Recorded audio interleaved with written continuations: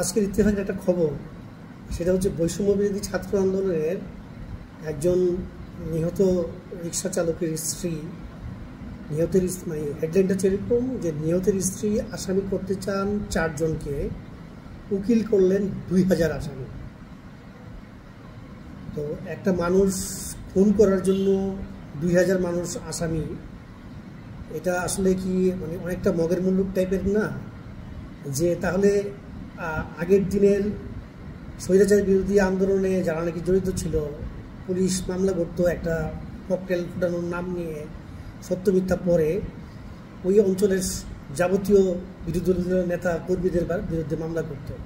ঠিক একই কায়দায় এখন বিরোধী দল না, উকিলরা এই কাজ করতেছে।